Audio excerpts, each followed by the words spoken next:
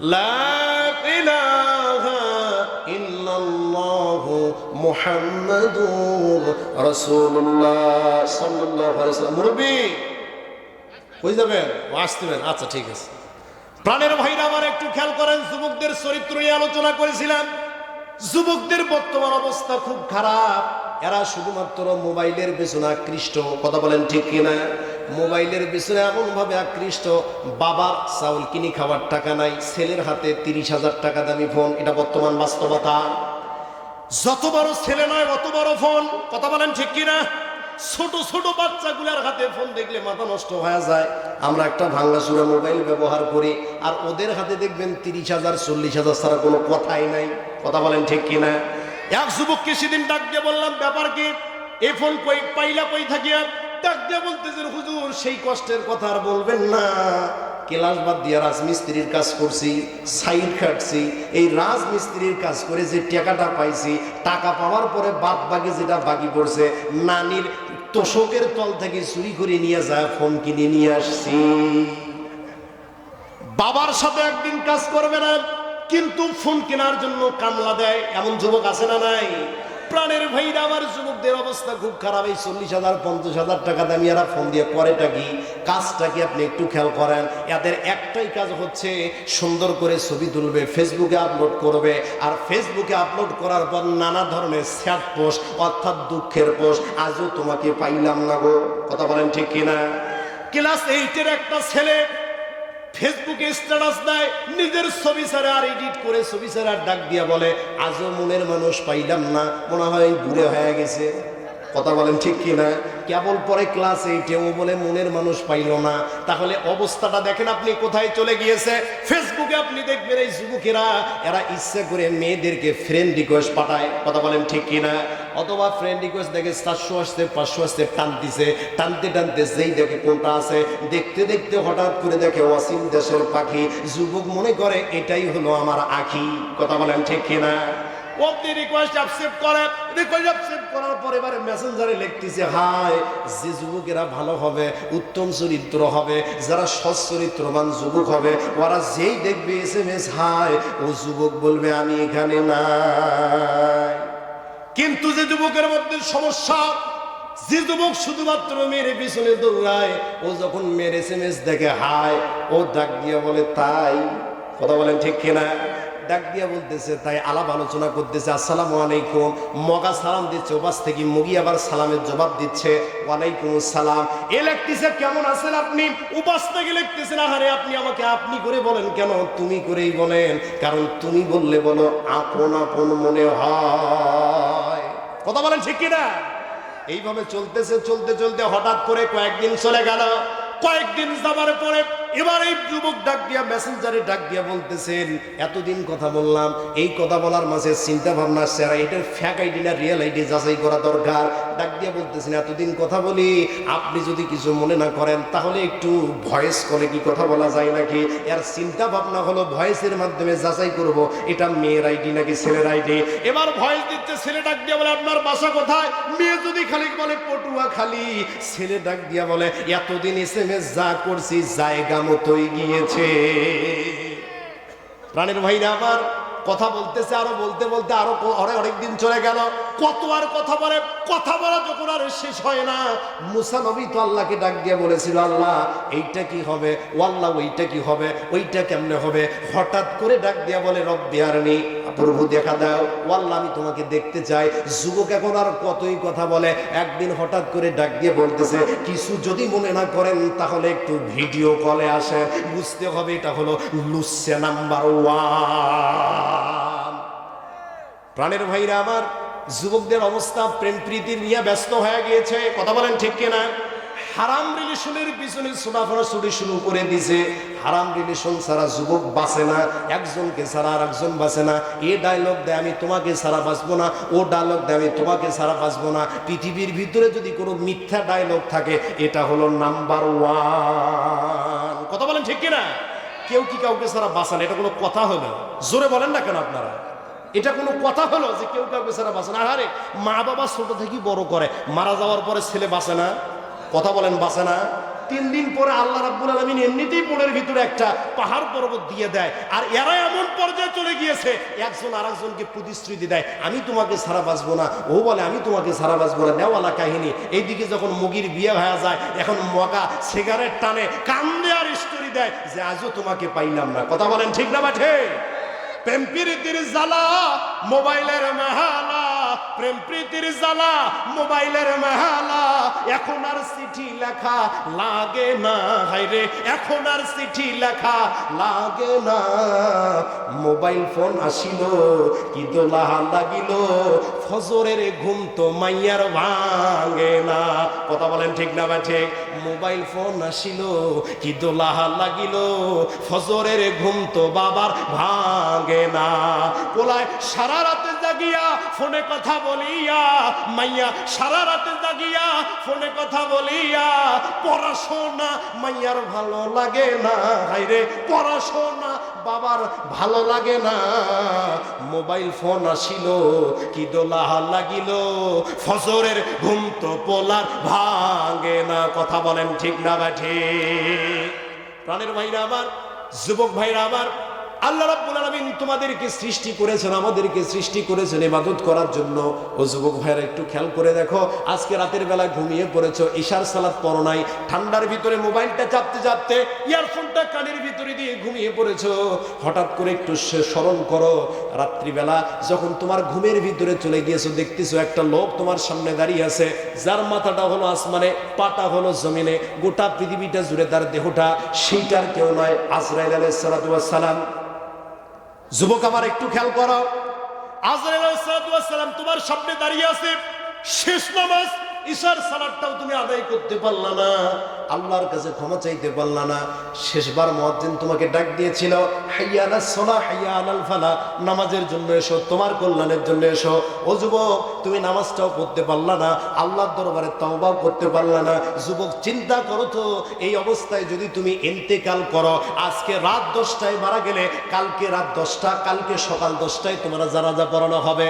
যে বন্ধুদের সঙ্গে সারাদিন ঘোরাফেরা করেছ, মেয়ের পিছনে লাইন দিয়েছ, গার্লস স্কুলের সামনে মেয়েদেরকে টিজিং করার জন্য দাঁড়িয়েছিল গাড়ি নিয়ে, ও যুবক ওই তোমার বন্ধুরা আসবে আর ডাক দিয়া বলবে, লাশ বেশি কোন উপরে রাখা যাবে না, তাড়াতাড়ি দাফন করে দাও। কথা বলেন ঠিক কিনা? এমন হয় না? প্রাণের ভাইরা আমার, এই জন্য যুবকদেরকে আমি বলতে চাই, আমি তোমাদের মতো একজন যুবক, আমার যুবক ভাইরা খবরদার এই কাজগুলো তোমরা করবা না। আল্লাহ রাব্বুল আলামিন যৌবন দিয়েছেন, এই যৌবনটাকে হেফাজত করে রাখো। আল্লাহর কাছে নেককার স্ত্রী তালাশ করো, নামাজে দাঁড়িয়ে বলো, আল্লাহ আমাকে একটা পুত পবিত্র স্ত্রী আমাকে দান করে দাও, নেককার স্ত্রীর সন্ধান আমাকে দিয়ে দাও। তুমি যদি পবিত্র থাকতে পারো, আল্লাহ রাব্বুল আলামিন তোমার কপালও একজন পবিত্র স্ত্রী লিখে দেবে। কিন্তু তুমি যদি 10 ঘাটের পানি খাও, মনে করবা তোমার যে বিবি হবে ও 12 ঘাটের পানি খায় আসবে। কথা বলেন ঠিক কিনা? তুমি যদি 10 ঘাটে 10টার সাথে লাইন মারি থাকো, মনে করবা যে তোমার বিবি হবে ও 12টার সাথে লাইন মারি তারপর তোমার কাছে আসবে। কথা বলেন ঠিক কিনা বেটি? প্রাণের ভাইরা আমার, আলোচনায় ছিলেন আমর ইবনে ওয়াহাবের মেয়ে ডাক দিয়ে বলতেছেন, বাবা আপনি এটা কি ধরনের কথা বললেন? আল্লাহর নবী আমার জন্য যে পাত্র ব্যবস্থা করে রেখেছেন, ওই পাত্রের চাইতে উত্তম কোনো পাত্র আর না থাকতে পারে, উত্তম কোনো পাত্র আর পৃথিবীতে নাই। এবার আল্লাহর নবী সাহাবী সাদ সালেমী আল্লাহর নবীর কাছে এসে বলতেছেন, ইয়া রাসূলুল্লাহ, ইয়া হাবিবাল্লাহ, নবী আমার, আমি যখন তার কাছে বিয়ের প্রস্তাব দিয়েছিলাম, আমার চেহারা অসুন্দর হওয়ার কারণে, কালো চেহারা হওয়ার কারণে, ইয়া রাসূলুল্লাহ, ওই ব্যক্তি আমার কাছে মেয়ে বিয়ে দেয় নাই, উল্টো আমাকে বলেছে তুমি কোন সাহসে আমার বাড়িতে এসেছ। আল্লাহর নবী যখন এই কথা শুনলেন, শোনার পরে চেহারার ভিতরে একটা বিবর্ণ ছাপ এসে গেল। আহারে সাহাবী তো ঈমানের পরীক্ষায় উত্তীর্ণ হতে পারলো না। হঠাৎ করে দূরে দাঁড়িয়ে দেখতেছেন আমর ইবনে ওয়াহাব আসতেছে, ডাক দিয়ে বলেন, ইয়া রাসূলুল্লাহ, ইয়া হাবিবাল্লাহ, ও নবী আমার, আমি আপনার কাছে বলতে চাই আমার ভুল হয়েছে, ক্ষমা করে দেন। ডাক দিয়ে বলেন, কি ভুল করেছো? বলেন, ইয়া রাসূলুল্লাহ, আমার মেয়ের জন্য আপনি যে পাত্র নির্বাচন করেছেন, ওই পাত্রের চাইতে উত্তম পাত্র আর কেউ হতে না পারে। ইয়া রাসূলুল্লাহ, ওই পাত্রের চাইতে উত্তম পাত্র আর পৃথিবীতে নাই। আপনি যদি অনুমতি দেন, তাহলে আমার মেয়েকে আমি এই সাদ সালিমের সঙ্গেই বিবাহ দিতে চাই। সুবহানাল্লাহ।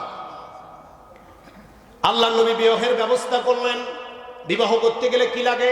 দেনমোহর লাগে। কথা বলেন ঠিক কিনা ঠিক? বিবাহ করতে গেলে দেন মোহর লাগে।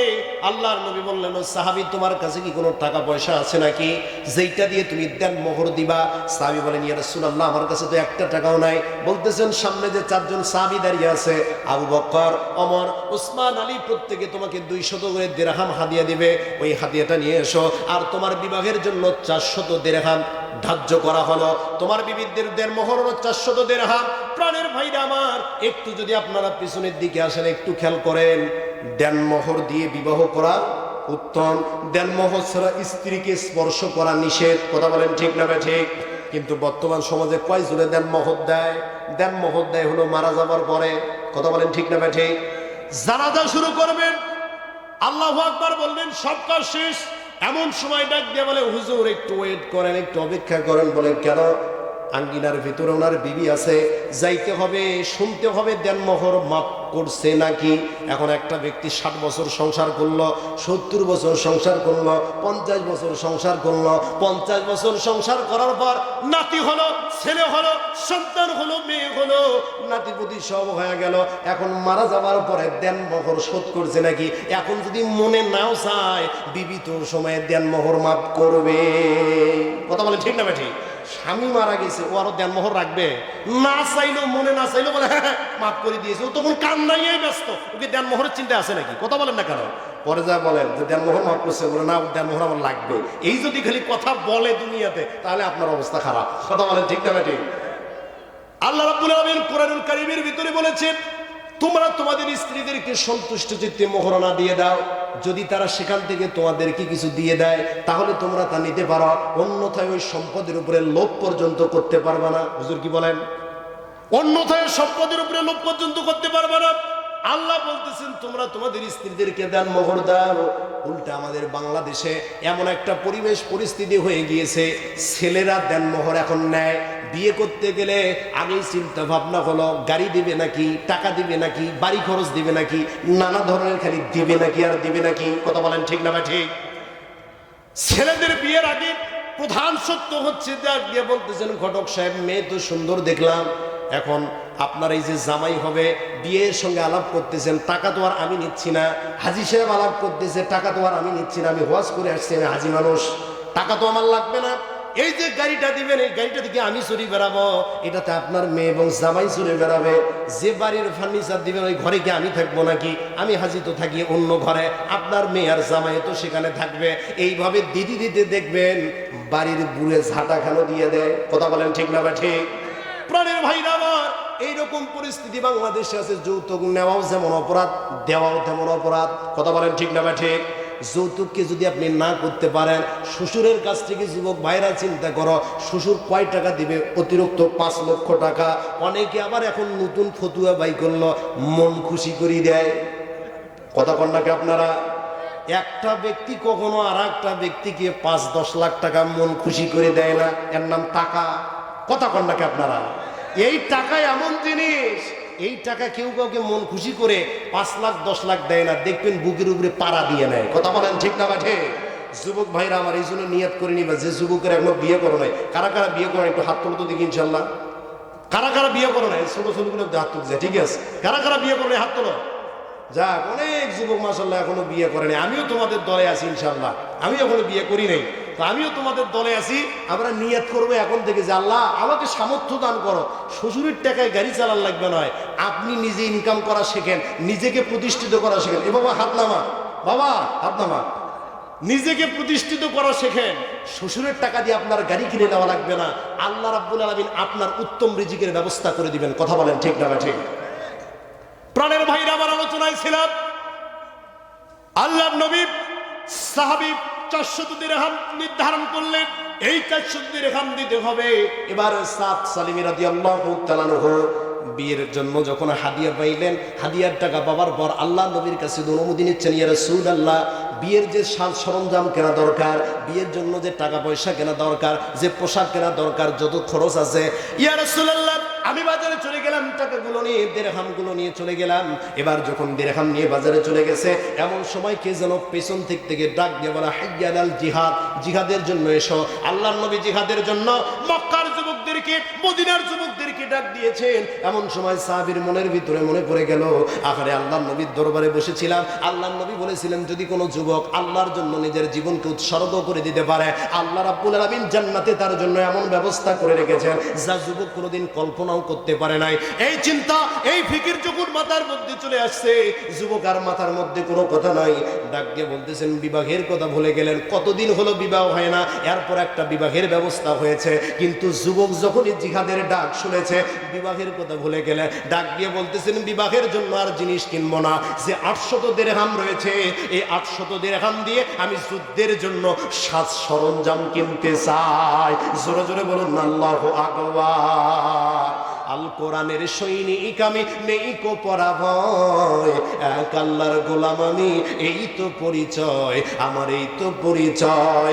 এই পৃথিবীর সবই নকল, এই পৃথিবীর সবই নকল, আসল কিছু নয়, এক আল্লাহর গোলাম আমি, এই তো পরিচয় আমার, এই তো পরিচয়। কোরআন হাদিস শাসনতন্ত্র, রাসূল আমার নেতা, উৎসাহ মোর চির অমলান, ইতিহাস বীর গাথা, এক আল্লাহ সারা আমার দিলে, এক আল্লাহ সারা আমার দিলে নেই কো কারো ভয়, এক আল্লাহর গোলাম আমি, এই তো পরিচয় আমার, এই তো পরিচয়। জীবনের চেয়ে ইমানের দাম জানো অনেক বেশি, তবে কেন ইমান ছেড়ে জীবন পেয়ে খুশি? আরে তোর ইমানদারির মাঝে আছে, আরে তোর ইমানদারির মাঝে আছে মুনাফিকের জয়, এক আল্লাহর গোলাম আমি, এই তো পরিচয় আমার, এই তো পরিচয়। নারায়ে তাকবীর। আলোচনা কি কিছুক্ষণ চলবে? একটু আওয়াজ দিয়ে বলেন না কেন চলবে? প্রাণের ভাইরা আমার, খেয়াল করেন, সাহাবী যখন যুদ্ধের কথা শুনলেন, জিহাদের ডাক মনের ভিতরে চলে এসেছে, জিহাদের ডাক শোনার পরে বিয়ের কথা ভুলে গেলেন। বর্তমান যুবক হলে তো চিন্তা করতো, আরে দূর, নতুন বিয়া, কিসের যুদ্ধ আর কিসের জিহাদ, আগে বিয়ে করি। কথা বলেন ঠিক না ঠিক? সাহাবী যখন বিয়ের কথা ভুলে গেলেন, বিয়ের কথা ভোলার পরে ঘোড়া ক্রয় করলেন, বর্ম ক্রয় করলেন, ঢাল ক্রয় করলেন, তলোয়ার ক্রয় করলেন। ক্রয় করার পরে যখন যাচ্ছেন, যাইতে যাইতে মুসলিম সেনাবাহিনীর দলের লোকেরা লাইন হয়ে দাঁড়িয়ে গেছে যুদ্ধের জন্য, জিহাদের জন্য। সেনাপতি কমান্ড দিচ্ছে। সাহাবী মনে মনে চিন্তা করলেন, আমি যদি অবস্থায় যুদ্ধের ময়দানে চলে যাই, আল্লাহর নবী যদি আমাকে দেখতে পারে, তাহলে আমাকে যুদ্ধের ময়দান থেকে ফিরিয়ে দিতে পারে। কারণ হলো আজকে আমার বিয়া, নতুন বিয়া আমার। অতএব এই সাহাবী চিন্তা করলেন, মনে মনে চিন্তা করলেন, আমি একটা শিরস্থান্য নেব। শিরস্থান্য মানে হলো মুখোশ দেওয়া, যেটাকে বলে মাস্ক। বর্তমান আমরা যেটা বুঝি, যুদ্ধের ময়দানে শিরস্থান্য দেওয়া হতো, যাতে উপর থেকে বোঝা যাচ্ছে এটা কার চেহারা। প্রাণের ভাইরা আমার, সাহাবী সালিমের যখন তার চেহারার ভিতরে একটা শিরস্থান্য দিয়ে দিলেন। শিরস্থান্য দেওয়ার পর যখন যুদ্ধের লাইনের ভিতরে দাঁড়িয়ে গেছে, যুদ্ধের লাইনের ভিতরে দেওয়ার পর মুসলিম সেনাপতি এক এক করে বাছাই করতেছেন, সেনা বাছাই করতেছেন। আস্তে আস্তে যুবক সালিমের কাছে যখন চলে আসলো, আসার পরে ডাক দিয়ে বলেন, যুবক রে, তুমি কোন দেশ থেকে এসেছো? এর আগে তো তোমাকে দেখি নাই, শিরস্থান্য দিয়ে মুখটা ঢেকে রেখেছো, বোঝা যায় না কোন যুবক তুমি, একটু আমাকে খোলা বলো। এবার শিরস্থান্য দেওয়া। সাদ সালিমের কোনো কথা বলতেছেন না, মনে মনে চিন্তা করতেছেন, আমি যদি কথা বলি তাহলে ধরা পড়ে যাব। এমন সময় একজন ব্যক্তি এসে বলেন, কোন দেশ থেকে আসুক, তাদের চিন্তার কোনো কারণ নাই, যেহেতু যুদ্ধের জন্য এসেছে, জিহাদের জন্য এসেছে, ওকে আমাদের দলে তুমি নিয়ে নাও। বলেন তো, যুদ্ধের ময়দানে গিয়ে সাহাবীর কি হলো জানার দরকার আছে না নাই? একটু কথা বলেন, আছে না নাই? ওই দিকে আবার সমুদ্রের তীরে আবুল বারাকাকে গিয়েছি, তাকেও নিয়ে আসতে হবে। কথা বলেন ঠিক না ঠিক? রাতের বেলা আবুল বারাকা কি বাহিরে রাখা যাবে? জোরে বলেন যাবে? আবুল বারাকাকে সাথে নিয়ে আজকে আমরা চলে যাব। প্রাণের ভাইরা আমার, তার আগে আমি বলতে চাই, এই যে মাহফিলটা আমরা করতেছি, এই যে মাদ্রাসার উদ্দেশ্য মাহফিল, বলেন তো এই মাহফিলটা করতে খরচ হয় কি হয় না? জোরে বলেন না কেন, খরচ হয় কি হয় না? আরে এত সুন্দর একটা প্রতিষ্ঠান আমার এরশাদ আঙ্কেল করেছে। কত মানুষগুলো আপনারা ভাগ্যবান, আপনারা এলাকার লোক ভাগ্যবান। কত মানুষ, কত ছাত্র এখানে কোরআনুল কারীম তেলাওয়াত করে সকালবেলা একটু এসে মাদ্রাসার পাশে একটু চুপ করে দাঁড়িয়ে থাকেন। দেখেন ওই ছোট্ট শিশুগুলোর কোরআনুল কারীম তেলাওয়াত শুনে আল্লাহ রাব্বুল আলামিন অটোমেটিকলি আপনার অন্তরটা প্রশান্ত করে দিয়েছে। প্রাণের ভাইরা আমার, এই দিনই প্রতিষ্ঠানে কেন আপনার সন্তানকে দেবেন না? একটু খেয়াল করেন, সন্তানকে কোটি টাকা দিয়ে হাফেজ বানাতে পারবেন না, লাখ টাকা দিয়ে হাফেজ বানাতে পারবেন না, লাখ টাকা দিয়ে আলেম বানাতে পারবেন না। আল্লাহ রাব্বুল আলামিন যদি রহমত না করে, আল্লাহ রাব্বুল আলামিনের রহমত ছাড়া কোনো ব্যক্তি আলেম হতে পারে না, বক্তা হতে পারে না, কথা বলতে পারে না, হাফেজ হতে পারে না। আল্লাহ রাব্বুল আলামিন যাদের উপরে সিল মেরে দেন, ওই ব্যক্তিগুলাই আল্লাহর কোরআনের হাফেজ হয়। কথা বলেন ঠিক না ভাই? ঠিক। আপনাদের এলাকার ভিতরে এত সুন্দর একটা দিনই প্রতিষ্ঠান গড়ে তোলা হয়েছে। এই প্রতিষ্ঠান আপনাদের অর্থই চলে, আপনারা সহযোগিতা করেন বিধে আজকের প্রতিষ্ঠান দাঁড়িয়ে আছে। প্রাণের ভাইরা আমার, আজকে যে মাহফিলের আয়োজন করেছে, এত সুন্দর প্যান্ডেল, বাবা বসো, আজকে যে মাহফিলের আয়োজন করেছে, এত সুন্দর প্যান্ডেলের ব্যবস্থা করেছে, বক্তারা এসেছেন। আমার একজন ভাই কারি সিয়াম হোসেন বাস্তববাদী, সেই সুদূর বগুড়া থেকে দাওয়াত দেওয়া হয়েছে, তিনি আসতেছেন। এর পূর্বে কত ধরনের আয়োজন, কত ধরনের খাওয়া দাওয়ার খরচ, বলেন তো এগুলোতে খরচ আছে না নাই? জোরে বলেন না কেন, আছে না নাই? এই খরচগুলোতে যদি আপনারা শরীক না হন, তাহলে কি আমরা শরীক হব? দুই দলকেই শরীক হতে হবে। আপনারা যদি শরীক হন, তাহলে প্রতিষ্ঠান সুন্দরভাবে চলবে। প্রাণের ভাইরা আমার, আল্লাহ রাস্তায় দান করলে কি ফজিলত হয় একটু শোনেন। নাম্বার 1 ফজিলত হলো মানুষের হায়াত বেড়ে যায়। সুবহানাল্লাহ পড়েন। হায়াতের নেক হায়াত আল্লাহ রাব্বুল আলামিন বেড়ে দেন, বেড়ে যায় নেক হায়াত। 2 নম্বরে হলো বিপদ আপদ, যত প্রকারের বিপদ আপদ আছে, বিপদ আপদ গুলো কেটে যায়। আল্লাহ নবী বলতেছেন, তোমরা বেশি বেশি করে দান করো, কেন দান করার কারণে ছোট ছোট যে সগীরা গুনাহগুলো রয়েছে, এই গুনাহগুলো আল্লাহ রাব্বুল আলামিন তোমাদের মাফ করে দিয়ে দেন। সুবহানাল্লাহ পড়েন। এই জন্য আমি দেখতে চাই, কোন বাবা আছেন আমার, এই মাদ্রাসার জন্য, এই প্রতিষ্ঠানের জন্য, হুজুর আমি 2000 টাকা দান করব, 5000 টাকা দান করব, 1000 টাকা দান করব। 2টা হাত তুলে আল্লাহকে দেখা দিবেন। দানের ক্ষেত্রে প্রতিযোগিতা করতে হবে। অনেকে বলে দান করব, দান করব, কিন্তু লোক দেখানো নয়। দানের ক্ষেত্রে প্রতিযোগিতা